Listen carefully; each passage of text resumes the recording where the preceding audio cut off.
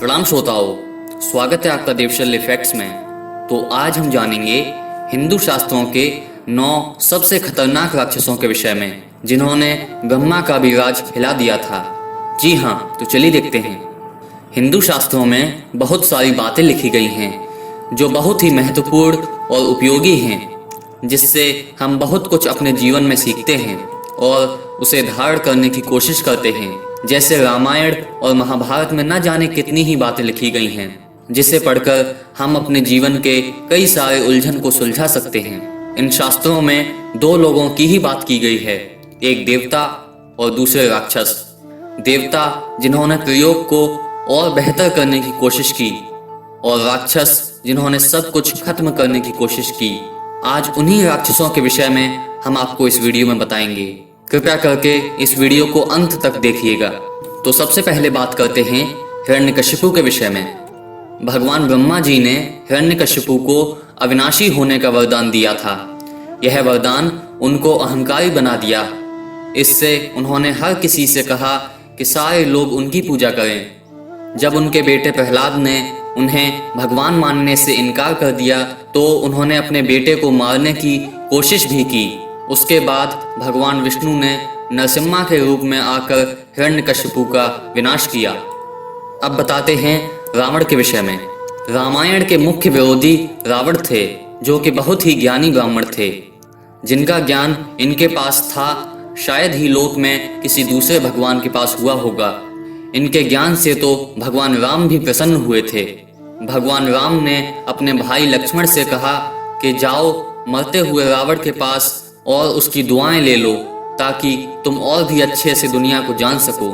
अब बताते हैं भस्मासुर के विषय में। भस्मासुर वह थे जिन्होंने भगवान शिव से यह वरदान मांगा कि जिसको भी छुए वह राख बन जाए।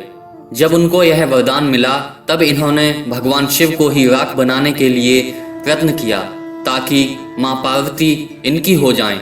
जब वह शक्ति का गलत इस्तेमाल करने लगे तब इसे रोकने के लिए भगवान विष्णु ने मोहिनी का रूप लिया, और मोहिनी को देखते ही भस्मासुर को प्रेम हो गया। मोहिनी ने एक इच्छा जाहिर करते हुए कहा, अगर तुम मेरे साथ नृत्य करते हो तो मैं तुम्हारे साथ प्रेम करने के लिए राजी हो जाऊंगी। तभी भस्मासुर राजी हो गया और वह नृत्य करता है। नृत्य के दौरान मोहिनी अपना हाथ उसके सिर पर रखती हैं और वह वर्धक बन जाता है। अब जानते हैं हिरण्याक्ष के विषय में। हिरण्याक्ष का जन्म दिति और कश्यप के पास हुआ था। यह असुर के नाम से जाने जाते हैं, जिन्होंने प्रयोग के ऊपर प्रहार किया था। इन्होंने धरती का विनाश करने की कोशिश की थी, जहां विष्णु ने अवतार लेकर असुर को खत्म किया। अब बताते हैं मधु और कैटभ के विषय में। एक दिन की बात है, जब भगवान विष्णु सो रहे थे तब उनके कानों से 2 गंदगी निकल आती हैं। वह मधु और कैटभ होते हैं, जो असुर के 2 रूप बनकर निकलते हैं। सूत्रों के अनुसार यह कहा जाता है कि मधु और कैटभ को माँ सरस्वती वरदान देती हैं कि वह जब चाहें तब अपनी मृत्यु का समय तय कर सकते हैं।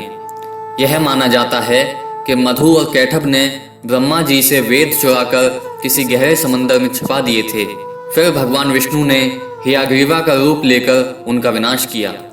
अब बताते हैं इंद्रजीत और मेघनाथ के विषय में। इंद्रजीत और मेघनाथ रावण के पुत्र हैं। यह माना जाता है कि लक्ष्मण ने इंद्रजीत का वध किया।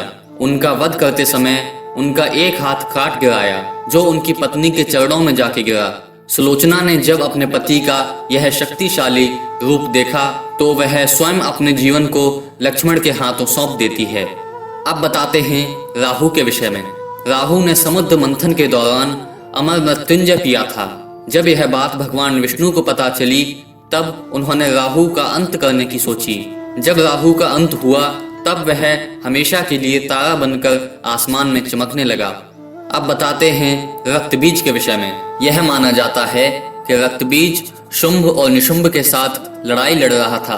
वह माँ दुर्गा और माँ काली के खिलाफ लड़ाई लड़ रहा था। रक्तबीज को यह वरदान मिला था कि जब जब उसका रक्त जमीन पर गिरेगा तब तब उस रक्त से एक नया रक्त जन्म लेगा। इस चीज को खत्म करने के लिए माँ काली युद्ध में उतरी और समस्त रक्त को अपने जीभ से साफ करते गईं। इस प्रकार रक्त बीज का अंत हुआ। अब बात करते हैं वृत्र के विषय में। वृत्र एक सांप है जो हमेशा इंद्र के खिलाफ रहता था। वृत्र मानो पूरे दुनिया की जल को अपने पास रखने की कोशिश करता था और उसमें मंत्रमुग्ध हो जाता था। यह एक दैत्य राक्षस है जिसका नाश स्वयं इंद्र जी ने किया था। यदि आपको वीडियो पसंद आए तो कृपया लाइक कीजिए, शेयर कीजिए और सब्सक्राइब कीजिए। देवशल्य फैक्ट्स में आप ऐसी वीडियो देखते रहेंगे। धन्यवाद।